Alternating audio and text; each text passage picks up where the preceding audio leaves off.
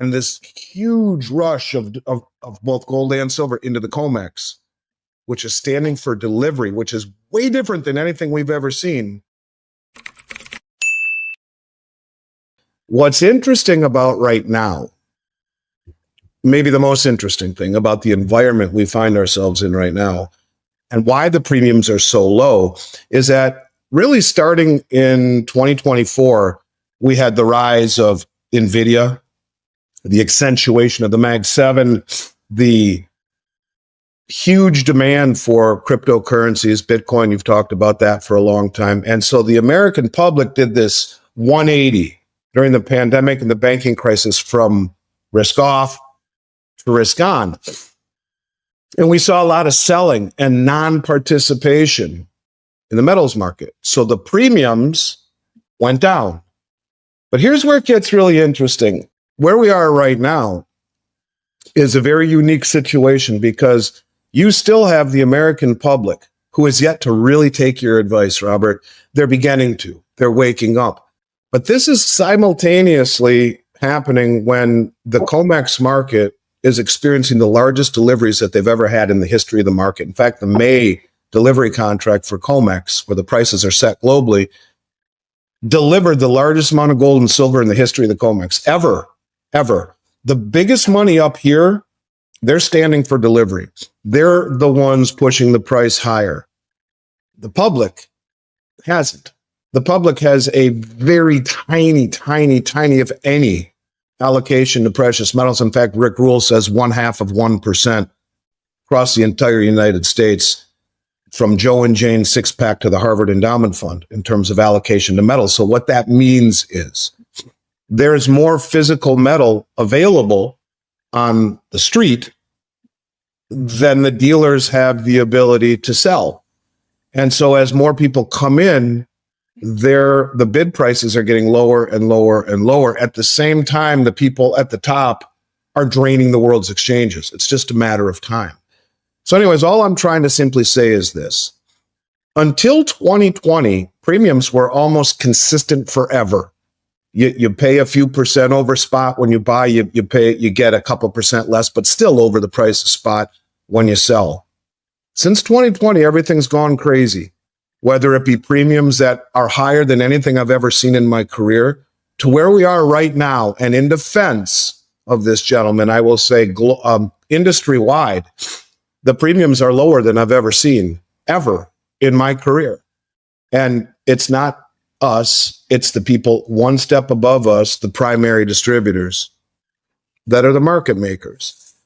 That's really as honest of an answer as I can give you, is that when I take in $1 million worth of gold and silver, if I can sell it to my clients, great. But if I'm a coin shop in Arizona, I may not have that ability and I may not have that liquidity. So I have to turn around and sell it to a company like me or a company above me, the primary distributor, and the bid prices are going to be lower because there's so much excess supply built up because the public has been chasing profit instead of realizing what the biggest money in the world is doing, standing for physical delivery. And it's a cycle, and we're at the bottom end of the cycle now. I would expect to see premiums move much higher industry-wide as there's more awakening in the American public who finally start to say, you know, Robert Kiyosaki was right a long time ago. I should have been buying silver and gold. And when that happens, just like that, the premiums will flip. So in his defense, it's probably not him as much as it is the players above him who are bidding for the product he will return because he can't hold all that product, whether it be because he can't hedge it or because he doesn't have the checkbook to pay it and leave it sitting on his shelf. That's the real biggest answer. Now, I look at this as a contrarian indicator where the public is missing the boat on physical, moving into risk-on assets like NVIDIA, at the same time that the world's exchanges from London to the United States and even Shanghai are being bled dry by the most well-informed and sophisticated traders in the world. That will pull its way down eventually. But this is why the big money who understands things, who's in the information closest to it, is always ahead of the crowd. And if you can see, these players are 1, 2, 3, 4 steps ahead of the retail market down here. But that'll change very quickly. And I guess I'm going to be the lone voice of defense for this gentleman, not knowing that any of the facts. I'm simply saying premiums, I've never seen them this low ever, especially by a reputable company like JM Bullion, who again is at the tip of the spear. Yeah, it's even a little higher. It's above 36 right now. It is 36.60 as we speak. It touched 37 the other day. It's the it's the third time in history that it's been this high. There's been 7 attempts to break 35 since 2011. They've all failed. This is the first that hasn't. If it closes the month of June above 35, it's incredibly significant. I believe you'll get the hedge funds jumping in at that point. From a technical standpoint, that's huge. We've seen the weekly close above it, in fact, above 36. With all of the Fed announcements like the non-farm payroll and the interest rate announcement that's coming up in a couple of weeks, where they're probably thinking of keeping the rates where they are. These are all big things leading up to the end of the month. We want to see it close above 35 or 36, but ultimately, the only word that comes to my mind, Robert, is asymmetric. Asymmetrical in this respect means super low downside and amazingly high upside. There aren't many assets that you can say that about. You could have said that about Bitcoin when it was $100 a coin, very low downside, amazing upside, looking back at it in retrospect. So, but I think that's where we are with silver right now. The reason I like silver is I'm betting against the government. In other words, I don't trust the Fed. I don't trust, I like Trump, but can they stop inflation? I don't think so. No. So gold, silver are really nothing to do with anything else but inflation. Yeah, that's right. Inflation attacks. It's right. It's a hedge against the stupidity of our monetary policy and the irresponsibility of our fiscal policy. That's exactly right. The dollar's down 9% this year. Silver is up over 40%. And so it's an environment where you're not buying gold and silver to become wealthy. You're buying it because it is wealth. If you own enough of it, yes, in those terms, you would be wealthy. Yeah. But I think this is something that's very, very important to understand. You're the one who I credit with. I've said this comment 1,000 times. You learn from Buckminster Fuller. You can't get out of the way of what you never see coming. And that's a very big problem here. People don't see the problem with the dollar that is coming. The de-dollarization trend is continuing, and that leads to a whole slew of other problems. At the same time, the Treasury demand is falling, which leads to higher interest rates, which leads to a slowing economy, which leads to all sorts of other problems. But when I look at silver, I see some very interesting things. I see the LBMA, London Bullion Metals Association, which is a T+1 settlement system, meaning T is a trade day plus 1 to settle. Your metal should be delivered to you or moving on the third day. The LBMA says, no, we're so backed up with delivery requests, it's 8 weeks. Really? T plus 8 weeks when I'm expecting my metal in 3 days. What if I own they can't deliver? They cannot deliver for 8 weeks. For 8 weeks. Imagine you own the Kiyosaki jewelry empire and you're making jewelry all around the world and you source gold and silver bars in London so that when you need to fabricate your metal at the call of a snap of a hat, in 3 days, your metal's moving to your refinery where you're making this stuff. Robert, I'm so sorry, man. We're at 8 weeks because the Bank of England says there's not enough in the way of trucks or manpower. Really? The Bank of England doesn't have enough trucks to move my gold and silver. That's a problem. That's a default. Or whether we're seeing in the United States where the largest single delivery of silver ever in the history of the COMEX happened in May. Or whether we're seeing China, which is the second largest producer of silver in the world, literally buying silver from all the miners directly in Peru, which disintermediates the marketplace. They're buying what's called doré and concentrate. Doré are the bars the miners make that are crudely refined, maybe 30 or 40%, before they send them to a refiner to be purified. And concentrate is a sludge, liquid sludge byproduct of that. They're buying all of that stuff in Peru, right from the miners, and then sending it back to China to be refined. They're paying double what the West will pay, but this accumulation is totally opaque. How much did they buy? What effect does it have on the price? On the supply, nobody knows. But this is coming from the second largest producer of silver in the world. Why are they doing this? Why has India bought over 900 million ounces in the last 5 years, more than the LBMA has in total? They've bought in the last 5 years, and now Russia. accumulating it for strategic purposes by the state, the first country to say that. Well, all of these things were happening when you and I were talking over the last year or two. But now someone within the Trump administration, thank goodness, is wise enough, I believe, to have said, listen, if we don't start doing what the rest of the world is doing, we're in trouble. And this huge rush of both gold and silver into the COMEX, which is standing for delivery, which is way different than anything we've ever seen, goes to tell you that the people at the highest level who know what's coming are favoring physical possession in their own hands rather than playing the game of paper long contract, either in London or the United States. So just by that very fact that these people are accumulating this much, which is an anomaly. It's 5 feet of snow in Phoenix in July. This doesn't happen. It's happening. And that should tell everyone that all the things that you've been talking about for a very long time are now starting to manifest at the highest levels.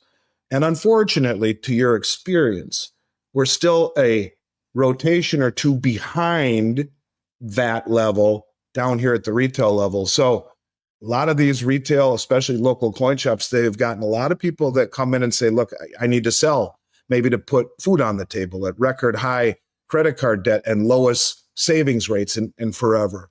Or maybe I just need to, because gold and silver are high, I'm going to get out. And these people, unfortunately, these shops just don't have the pricing power to be as competitive as you might like at this point.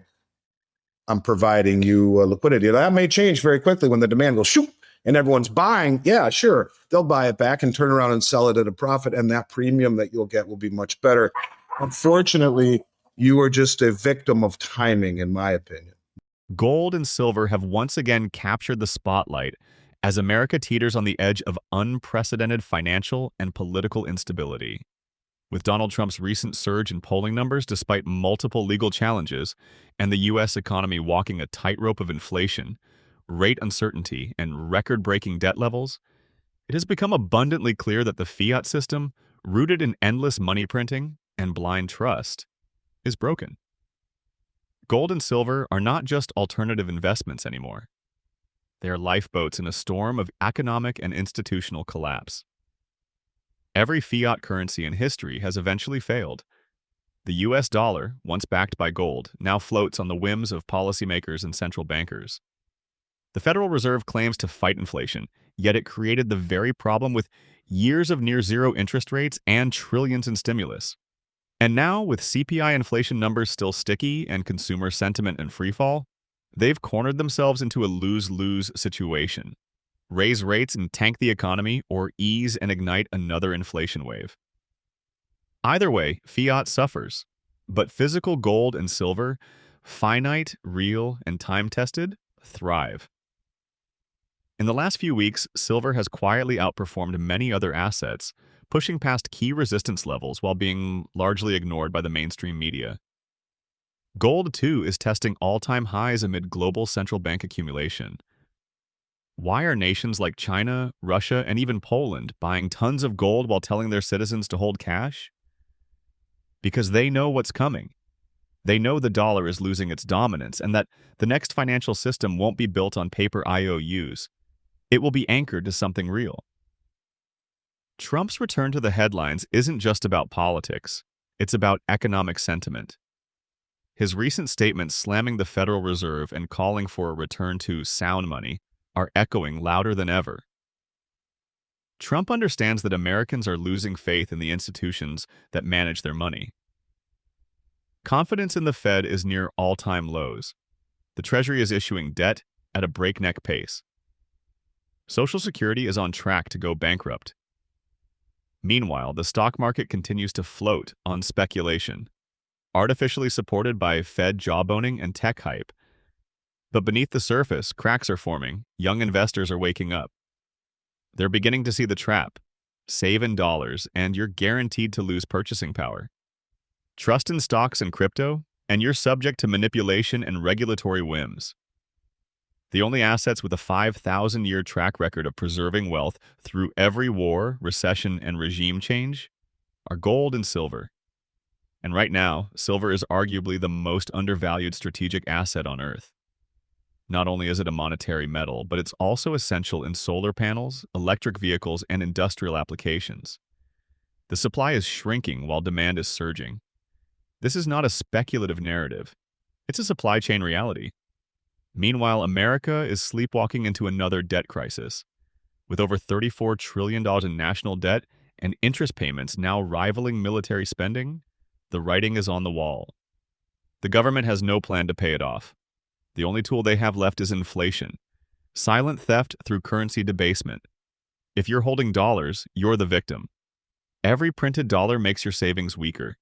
Every stimulus check, every bailout, every new government program funded by the printing press, it's a transfer of your wealth to the state. Look at the banks. Regional banking stress has returned, and big names are warning of a new wave of collapses. If even one major institution falls, a domino effect could ensue. And with FDIC reserves under pressure and trust in banks declining, people are beginning to ask serious questions. What happens to my savings if the system locks up? If you can't hold it, you don't own it, and that's why physical metals are making a comeback. Gold and silver require no counterparty. They cannot be hacked, frozen, or inflated away.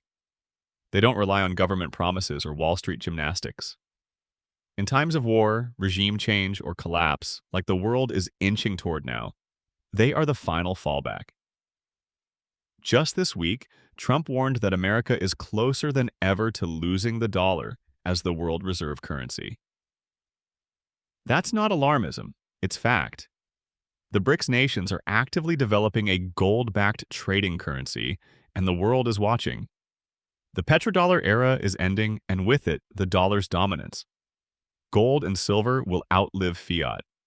They have outlived every empire that thought it could print its way to prosperity, and they will outlive this one too. While Wall Street distracts you with AI stocks and debt-fueled bubbles, the smart money is quietly accumulating hard assets. If the monetary system resets, and history shows it always does, those holding metals will have purchasing power while everyone else scrambles for crumbs.